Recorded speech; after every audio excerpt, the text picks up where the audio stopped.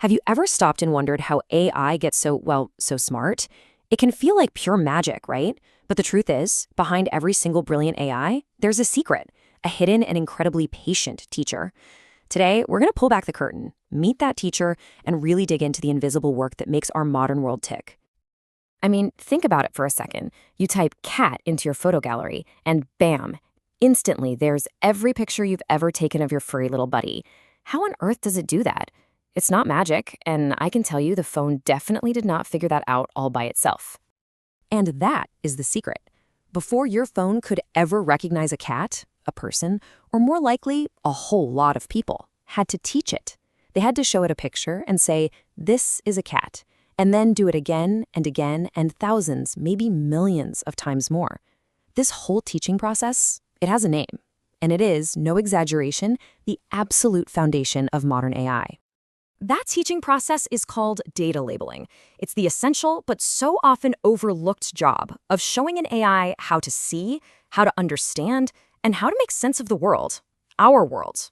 So what is data labeling, really? Well, it's this super meticulous process of tagging raw information. Just think of it like this. For every single piece of data, a picture, a bit of text, a soundbite, a person comes along and adds a descriptive label. You're basically creating this massive annotated textbook. And that textbook is what the AI studies to learn everything it knows. And this gives you a perfect idea of what that teaching looks like in the real world. For a self-driving car, it's literally a person drawing boxes around every car, every pedestrian, every stop sign in thousands of photos. For your smart speaker, it's someone listening to audio and typing out exactly what was said. You know, it can be as simple as tagging a movie review as positive, or as life or death as a medical expert carefully marking a potential tumor on an X-ray. Okay, but here's where things get really interesting and complicated. See, just labeling data isn't enough, not even close. The quality of that teaching is everything.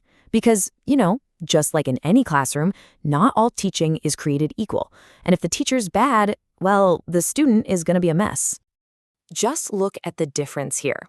On the one hand, you've got low-quality labeling. It's just sloppy. It's inconsistent. It's full of guesswork. On the other side, you have high-quality work. It's precise, it's consistent, and it follows a clear set of rules. An AI trained on that stuff on the left, it's going to be unreliable, flawed. But an AI trained on the right, that's how you get something powerful and trustworthy. So how do you build that great AI student?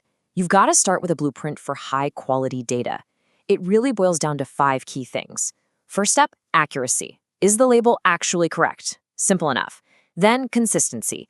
This means the same piece of data gets the exact same label every single time. Next, you have completeness. Did you label everything you were supposed to? And finally, reproducibility and standardization. These are all about having rules that are so clear, so rock solid, that anybody could follow them and get the exact same result. This is the gold standard. All right, so why does all this matter so much? Why am I harping on about quality? Because the consequences of getting this wrong, they aren't just technical glitches. They have a huge impact on the real world. Think of it like a row of dominoes. It all starts with just one wrong label. That one mistake leads to the AI learning something that's just plain wrong. That flawed learning then causes the AI to perform poorly when it sees new things out in the wild. And where does that lead? To skewed, unreliable, sometimes even biased and dangerous outcomes. It all tracks back to that one bad label. And the costs? They're massive. Companies can waste fortunes having to retrain models that were built on bad data. The AI might seem to work perfectly in a controlled lab, but then it just falls apart in the real world. And, maybe most importantly, this is how you get AI systems that make unfair or biased decisions. At the end of the day, the quality of the label has a direct, one-to-one impact on the performance of the model, period. So if the problem is bad data, what's the fix? How do we make sure we're teaching our AI the right lessons? Well, it all comes down to the most important and maybe most surprising part of this whole equation, the human element. There's this saying in the field that just absolutely nails this idea, and you can see it right here. The final 1% of accuracy depends on 100% human diligence. What that really means is that even with the most powerful computers and algorithms on the planet, that last little bit, the part that makes an AI truly great and reliable, that comes down to a person paying close attention and doing their job with care. So how do the pros make sure they get that diligence? Well, they've got a whole toolkit. It all starts with creating crystal clear guidelines, a rule book, so everyone's on the same page.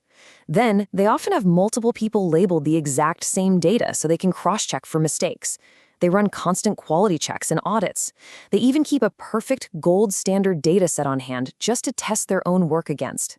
It's a serious, disciplined, and deeply, deeply human process. And let's just bring this all home with one final, really powerful example.